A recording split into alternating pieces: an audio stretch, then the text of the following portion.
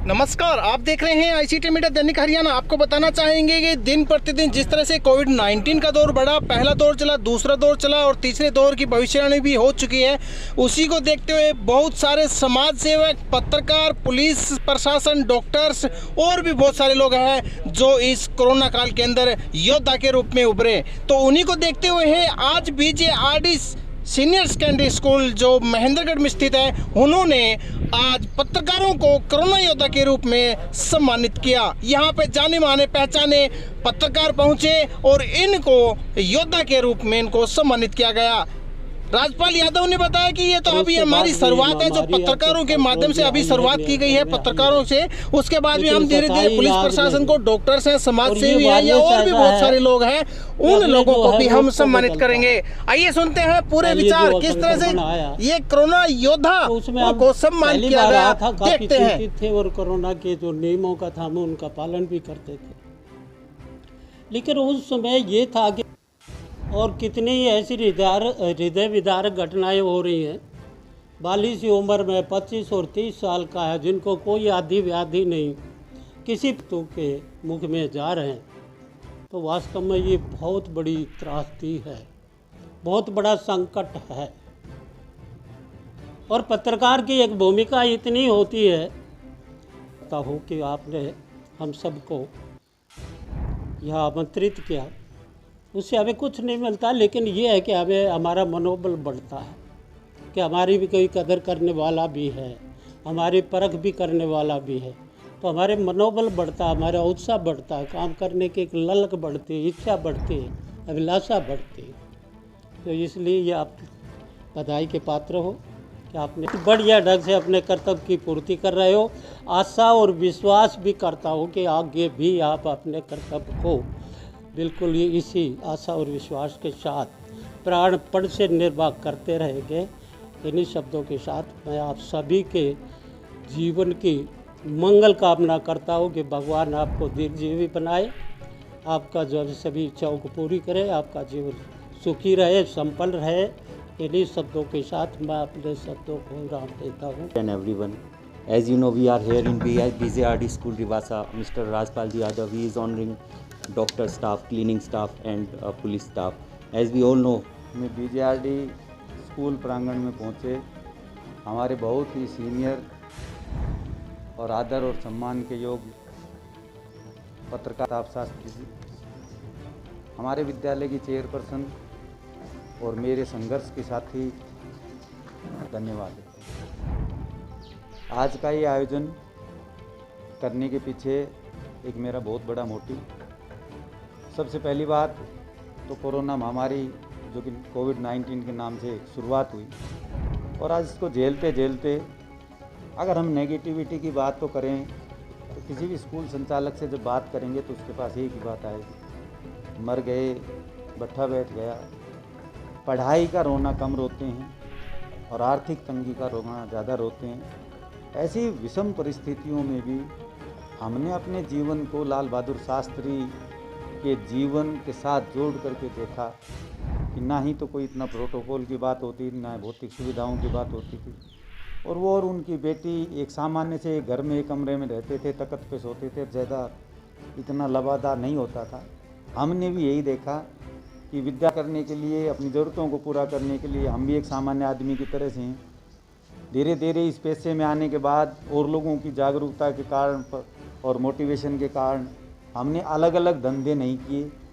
कुछ लोग शिक्षा के क्षेत्र के साथ साथ कहीं प्रॉपर्टी डीलिंग का काम कर लेते हैं, कहीं मुर्गी पालन का कर लेते हैं, कहीं डेयरी फार्म का कर लेते हैं, कहीं एग्रीकल्चर का कर लेते हैं। और हम यहाँ जो 24 घंटे दोनों बात आपसे शेयर कर रहा हूँ, मुझे डर नहीं लगता। मैं सोचा ये ऐसी होती है, मास्क लगा भी लेते थे, मास्क को कभी धो लिया, ठीक था, धूप में रख दिया उसमें।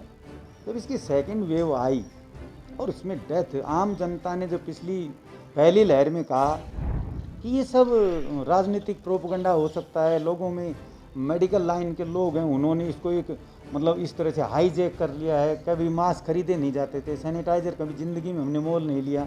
ये सारी चीज़ें करने के लिए हो सकता है कि ऑल ओवर वर्ल्ड पे कोई ऐसा रैकेट काम कर रहा हो कि वो बात। लेकिन जब इस बीमारी की सेकंड वेव आई और जब लोगों ने इस तरह कहा, और मुझे सबसे बड़ी बात और अफसोस मुझे देखने के लिए गया, मेरे एक रिश्तेदार की एजेंसी है यहाँ, यादव गैस एजेंसी, मेरे रिलेटिव हैं, कभी मैंने उससे कभी कि एक सिलेंडर पे, कभी उस बात पे कभी मैंने चर्चा तक नहीं की।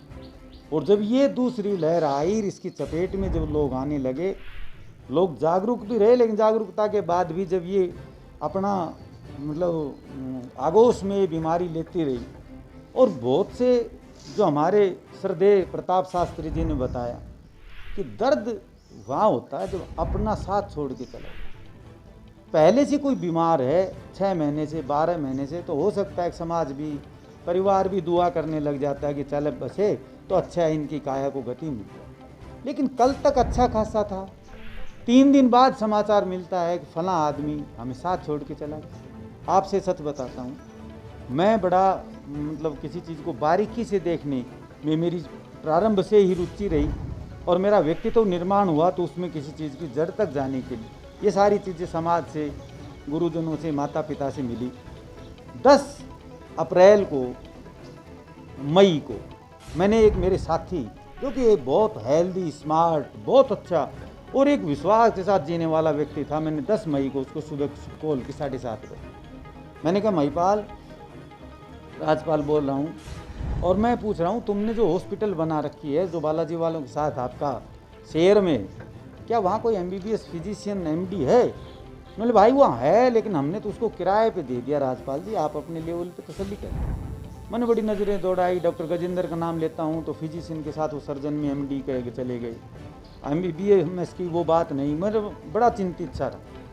आने वाले 4 रोज बाद मुझे समाचार मिलता है जिस महिपाल से तूने बात की थी वही महिपाल कोरोना के संक्रमण के चारे हमारा साथ छोड़ दिया। मुझे सबसे ज़्यादा अफसोस उस बंदे का हुआ। तो अपन ने सब ने बड़े प्रोटोकॉल के तहत बड़े भाग्यशाली हैं, इस बीमारी से लड़ करके और अपन यहाँ तक बैठे हैं, अपना परिवार सकुशल है।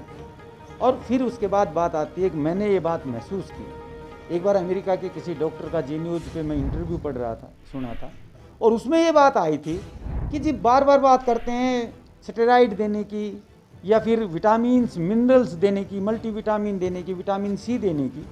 आप इम्यूनिटी पावर को बढ़ाने के लिए आप एक ही मत मानो कि भाई वो डॉक्टर बोले कि ये दवाइयों से ही बढ़ जाएगी या मिनरल से बढ़ जाएगी। बोले मेरा तो कहना ये है कि अगर मान लिया आप अपने कहीं शाम के समय अपने घर पर चाय की चुस्की ले रहे हैं, आपका छोटा बच्चा अगर आपके पास दोनों बाहें हिला करके रास्ता खिलखिलाता तुम्हारे गले से अगर लग जाता है, वो भी तुम्हारे लिए तो तुम्हारा इम्यूनिटी बढ़ाने का तो वो तो बहुत अच्छा साधन है।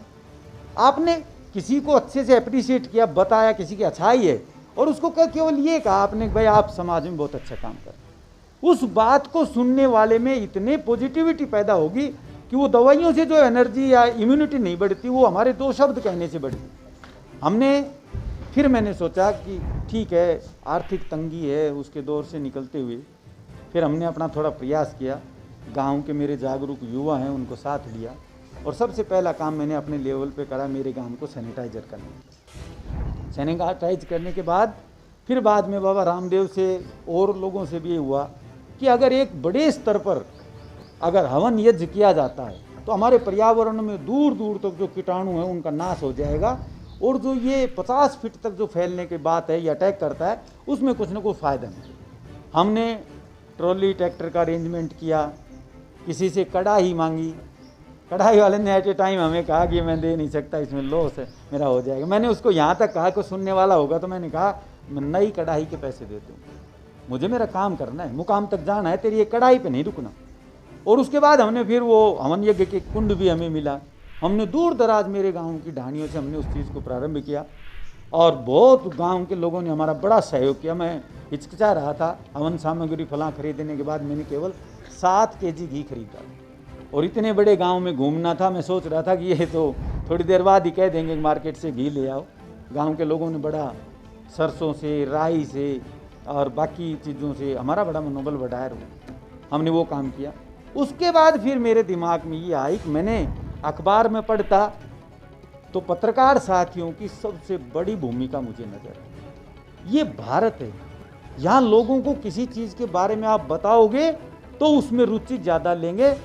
मैं एक उदाहरण के लिए अगर मैं ये आपसे कहूँ कि अगर कोई बूंदी का प्रसाद बना हुआ है और अपन उसको धारण कर रहे हैं, अगर किसी ने आकर के वहाँ कहा कि भैया इसमें अमूल का घी यूज किया है हमने, अमूल का नाम लेते ही जो प्रसाद ग्रहण कर रहा है, मैं गारंटी के साथ कहता हूँ वो 50 ग्राम थोड़ा सा ज़्यादा ग्रहण करेगा, क्योंकि उसकी सोच जो है वो देसी घी पे जाकर के। वही बात हमारे पत्रकार साथियों ने की। ये तो अपना लोग उनसे कैसे भी कहें, इनके संघर्ष को उतना सम्मान नहीं मिल रहा जितना मिलना चाहिए।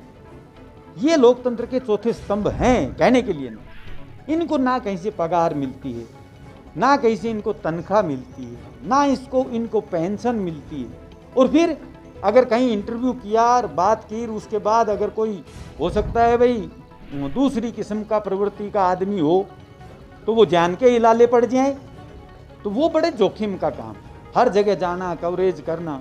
और फिर डॉक्टर्स की बात, अगर सरकारी हॉस्पिटल की बात आती है तो उस मुद्दे को उठाया गया, ऑक्सीजन नहीं है, और कहने लगे कि ऑक्सीजन का प्लांट लगेगा। हमारे यहाँ अच्छे डॉक्टर्स नहीं हैं, डॉक्टर्स की बात आई तो उनकी अवेलेबिलिटी हुई। हमारे यहाँ जांच के दायरा कम है, उसकी दायरा बढ़ा। उसके बाद कहा वैक्सीनेशन धीरे चल रहा है, उसके मतलब पत्रकार साथियों ने, प्रिंट मीडिया ने, इलेक्ट्रॉनिक मीडिया ने जो चीज़ें उठाती गई, और हमारा प्रशासन जो है ना, वो राजनेता जो लोग थे वो आंख बंद करके उस क्षेत्र में सप्लाई करने लगे। ऑक्सीजन की जब मारा मारी होने लगी तो ऑक्सीजन की बात उठाई गई और ऑक्सीजन का प्लांट लगाने तक की बात हुई।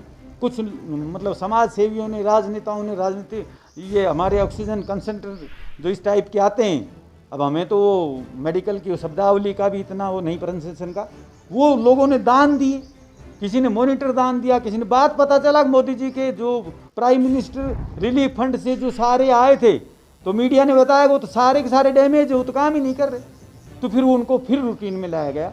तो मैंने फिर अपने घर में बैठ करके चेयरपर्सन मैडम से मैंने सलाह की कि ज़िंदगी में कोई बात नहीं, 2 पैसे कम खर्च करेंगे। हमारी जो समाज है, हमारा जो रिश्तेदार हैं, वो बड़े कोऑपरेट करते हैं, और ऐसे समय में फेसबुक या मित्र काम आए ना आए, अपने रिश्तेदार मित्र ये ज़रूर काम आते हैं। तो मैंने सोचा कि ये काम हमने किया, और ये सेकंड वेव जो है ना वो तो धीमे स्तर पे आए। अब लोगों में चर्चा है, SBI की रिसर्च इस बात को कह रही है थर्ड वेव आएगी, वो बच्चों पे आएगी। अब सरकार अच्छा काम कर रही है, कहीं वो फेलियर है, उसकी क्या प्लानिंग हो तो वो सरकार जाने।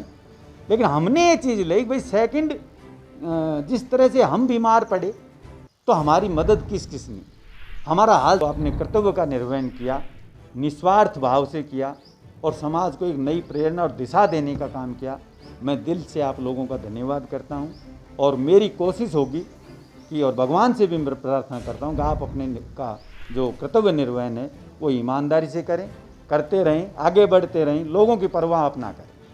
तो आप पधारे, आपका बहुत बहुत धन्यवाद। अब इस कड़ी में मैं एक एक करके We will honor all the journalists. I call the name on the base of seniority, Mr. Pratap Shastri ji.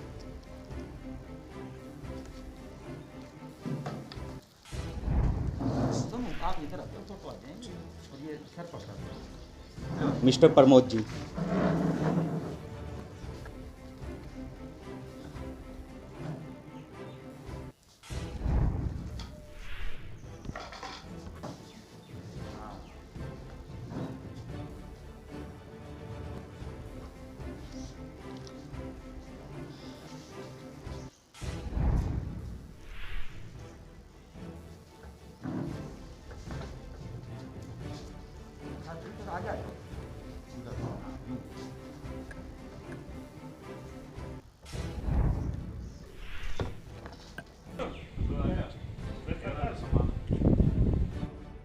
Sir, जैसा कि आप ये कोरोना योद्धा सम्मान पत्र दे रहे हैं जी, ये किस किस तरह से देंगे, किन किन को देने वाले हैं?